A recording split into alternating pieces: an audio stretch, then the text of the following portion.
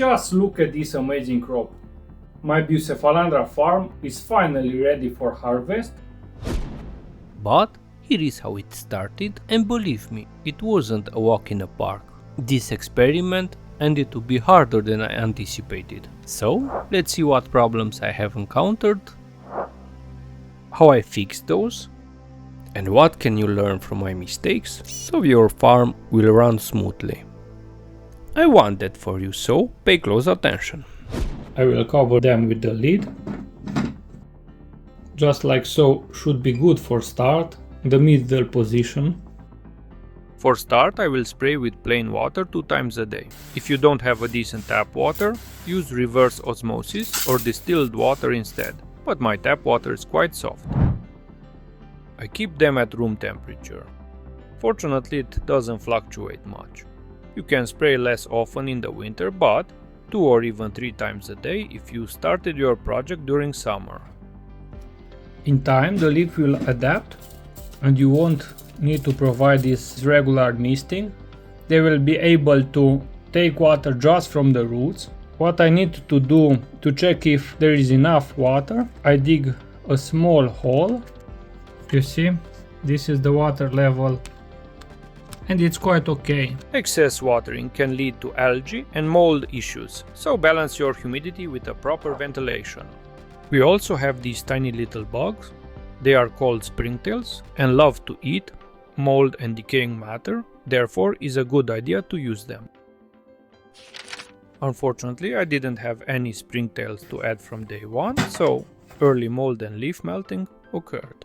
By day 5, I've encountered some mold issue.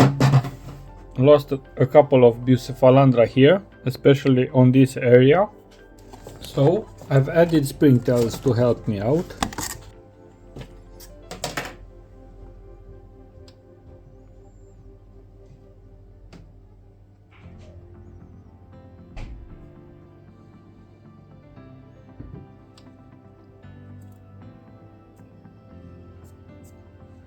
These tiny friends will help me out.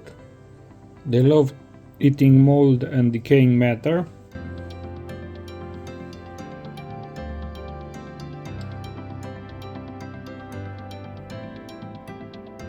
Springtails are useful in terrariums as well, so you can find them in different hobby shops. Try to remove all dead leaves or part of the plant that are melting. It's important and will limit mold spreading. First week, or even a couple of weeks, the leaves look like they are dehydrated. However, it's just a phase, a part of the adapting process that I've mentioned in the first episode of this video.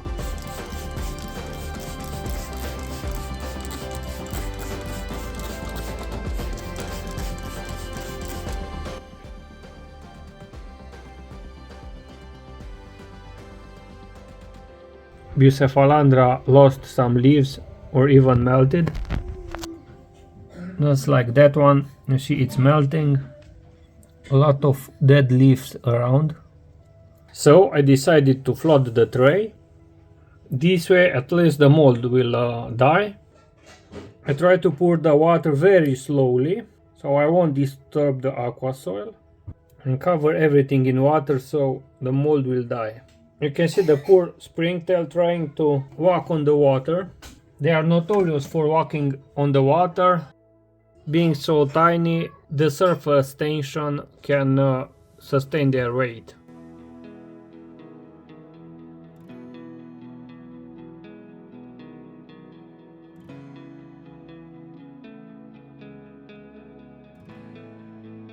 It covers with a ugly cyanobacteria layer, a smelly one.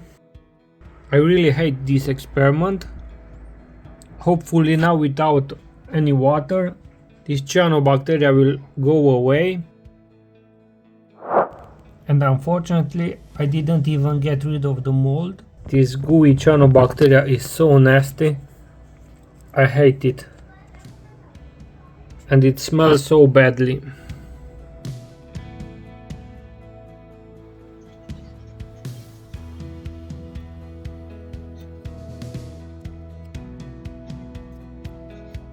After a daily spraying and 2 or 3 flooding, things are finally looking better. The plant's quantity is almost double now. I do my best to remove the organic waste, but it's not time consuming.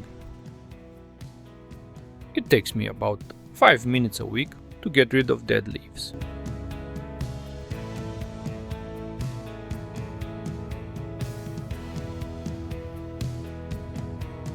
Soon I will show you how I harvest the crop when the time is right.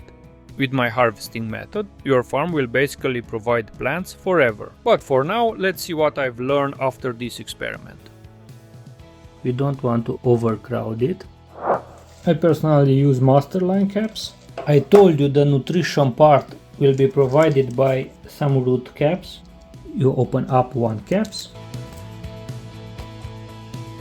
just like so, and with a small tweezer you insert it near the roots. It's better to add less Osmo coats and add more later, because if you overdo it you can take them out, you can take them back. Gently insert them where the roots of the plants are. Try to insert them as deep as possible because you want them far away from the light to avoid algae. One Osmo coat for each plant. They release nutrients gradually for about 4 to 8 months. This is why I prefer them over liquid fertilizers. You don't have to add another layer of lava rocks. However, I really like the contrast. And also when I get them back to a fish tank, will be easier if they have some lava rocks attached to the roots. My light is quite close to the plants and intensity wise is quite strong. I used a simple app to measure it. It's called Luxmeter and use your frontal camera sensor to measure the light it receives. Closer to the light source, the readings are higher.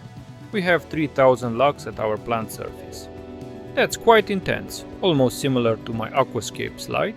Bucephalandras actually don't really need high light.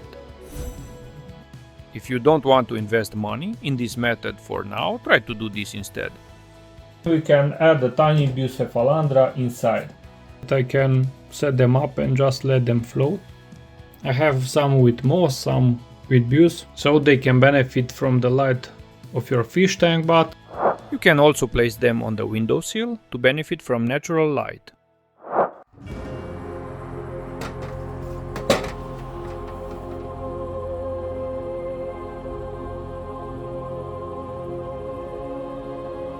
Wow, this is exactly what I hoped for. They really look amazing and the quantity is quite generous. So, how can we use some of them? We could just pull out some plants and uproot them. But if we simply cut off the tip, we still get an amazing Buce to work with. And by keeping just a tiny part of the rhizome, some roots and maybe a couple of leaves will make the plant to eventually sprout out tiny shoots.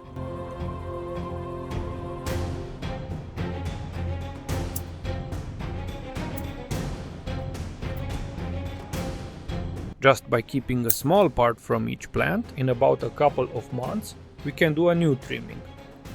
The growth will be much faster now. By the way, you notice that I keep all trimmings inside of a small food tray that has a clear lid, so I could instantly transform this into a second farm.